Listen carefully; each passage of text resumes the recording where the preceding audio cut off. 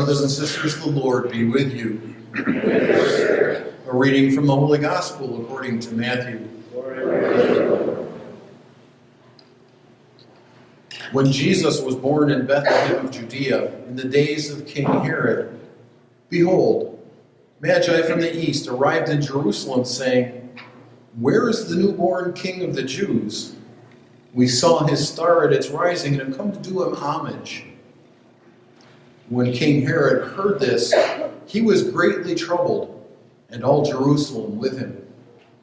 Assembling all the chief priests and the scribes of the people, he inquired of them where the Christ was to be born.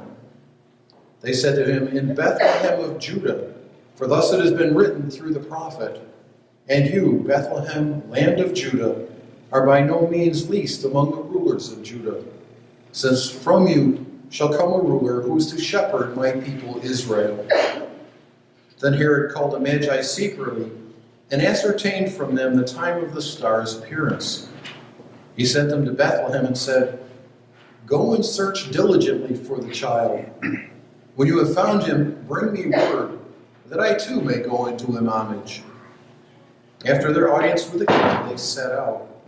And behold, the star that they had seen at its rising preceded them, until it came and stopped over the place where the child was. They were overjoyed at seeing the star, and on entering the house, they saw the child with Mary, his mother. They prostrated themselves and did him homage.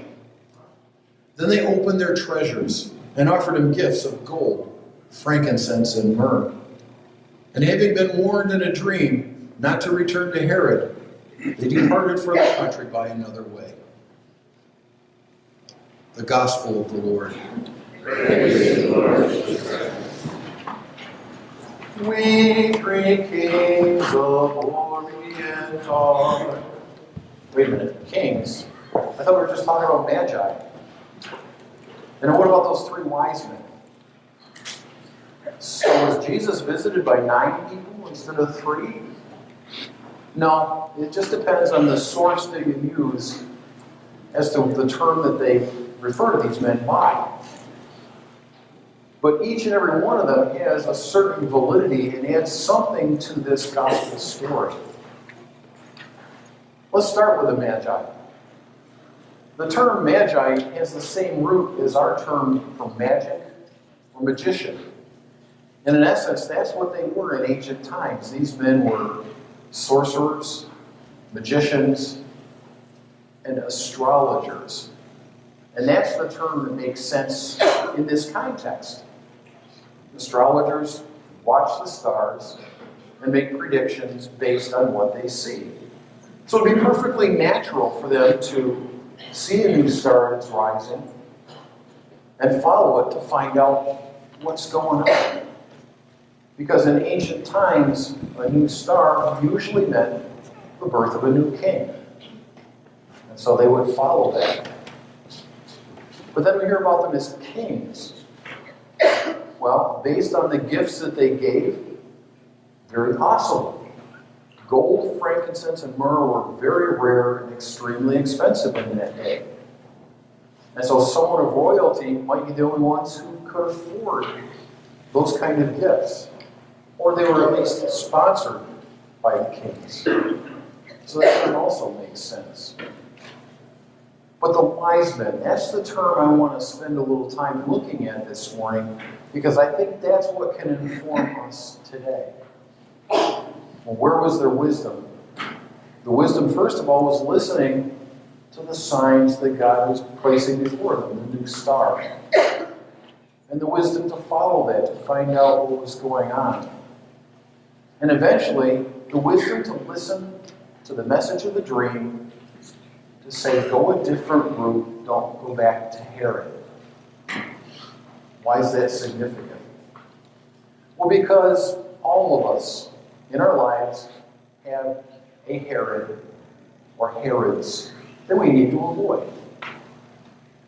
Sometimes that's a person who pulls us in a direction that we probably shouldn't go. They affect us more than we can affect them to stay on the right path. Sometimes it's a bad habit or an addiction or an at other things that keep us from walking that straight path that God has laid out for us. Now, I know this from personal experience. See, I grew up in the 70s, and back then it was legal to buy alcohol at 18 years old. So one of my best friends in high school and I, every Friday and Saturday, and I do mean every Friday and Saturday, would go out, buy alcohol, and overindulge. It led us to do some things that I think makes it a miracle that I'm here to stand in front of you and talk this morning. But not only that, it led me down a path that I really didn't want to go down. You see, I grew up with an alcoholic father. Now, to his credit, he was never abusive. He was a wonderful father, but he was indeed an alcoholic. And one day, just out of seemingly nowhere, it hit me. If I continued on the path I was going on, I was going to wind up just like my father. And I certainly didn't want that. It had a very detrimental effect on his life and, by extension, ours as well. Now, I know where that message came from. There's no doubt in my mind that somehow God reached through this thick skull and said, Daniel, you need to change. I can't for the life of me point to a specific moment, a specific word, or even a general feeling. But all of a sudden it's like, I've got to stop this, or I'm going to wind up in a place I don't want to wind up. See, we're not always visited by the winged angels to bring us messages. First of all, the term angel simply means messenger of God in Hebrew. Now, yes, there are those creatures that we call angels. But most often, the angel that brings us a message sits next to us in the pew on Sunday, or greets us in the grocery store, or we work with them. They're the ones who most often bring us God's messages of love, forgiveness, correction sometimes, but always God's love, if we're listening. And that's where the wise men are so important to us, because they listened. They saw that Herod was not someone that they wanted to deal with. And that's the same message for us. Whatever that Herod is in our life, God's telling us, don't go back that way.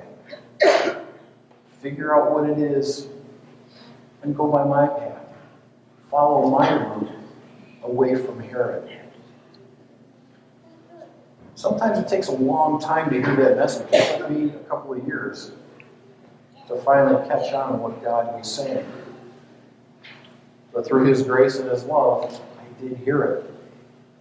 And that's possible for all of us if we just listen. My prayer for all of us, I hope you'll join me in this, is that over these next weeks and months, we'll be like those three men who came to visit Jesus. We'll be like the Magi. We'll look around us and we'll read the signs of the times. We're called to do that as Christians. To see what's going on around us and to take some sort of an action. You had the Magi just seen a new star and sat there. Things have been very different. But they heard God's call and they took action. And that's what we need to do. And in like the king reference, my prayer is that whatever gifts we have, whatever talents we may possess, like those kings, we'll share them lavishly with those around us. Because that's how we build the kingdom. And then finally, as I said before, the wise men, we listen to God. We'll find out what that Herod is in our life. We'll avoid that and follow God's path, hopefully back to our